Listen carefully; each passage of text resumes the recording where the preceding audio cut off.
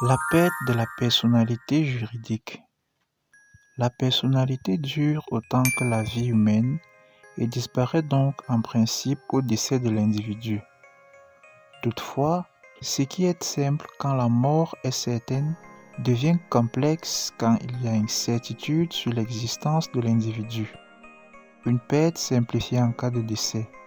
Au sens littéral, la mort, tantôt en processus, le fait de mourir, tantôt en état, le fait d'être mort. Le décès médicalement constaté entraîne la fin de la personnalité juridique. La mort opère comme une sorte de découplage entre le corps et la personne qui l'incarnait. Après la mort, le corps humain devient une chose. Le principe. Le droit ne prend en compte que la mort naturelle, article 718 du Code civil. C'est la mort biologique, c'est la mort physique.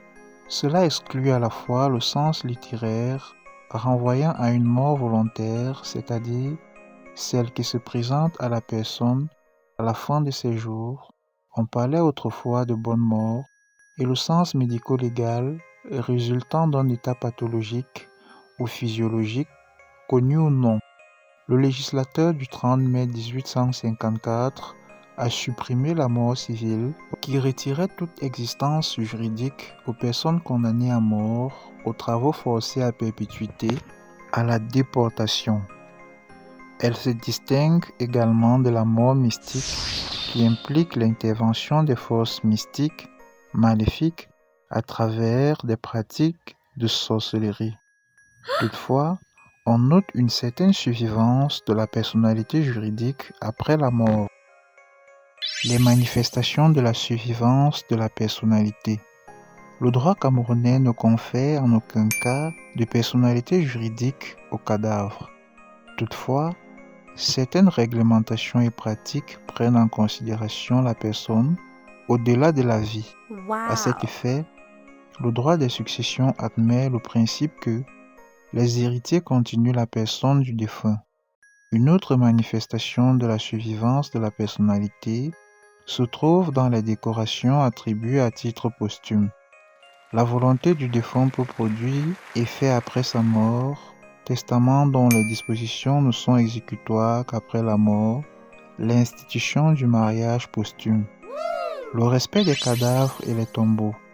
Le droit organise le respect de la personne humaine, du corps humain, même au-delà de la mort.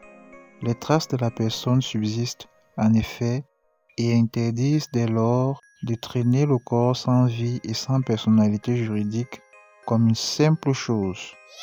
Par exemple, la répression de la violation de sépulture ou la punition des diffamations ou injures à la mémoire des morts, articles 273 et 274 du Code pénal camerounais, et la diffamation dirigée contre la mémoire d'un mort, lorsque son auteur a eu l'intention de porter atteinte à l'honneur ou à la considération des héritiers, époux ou légataires universels vivants, article 305 alinéa 6 du Code pénal camerounais.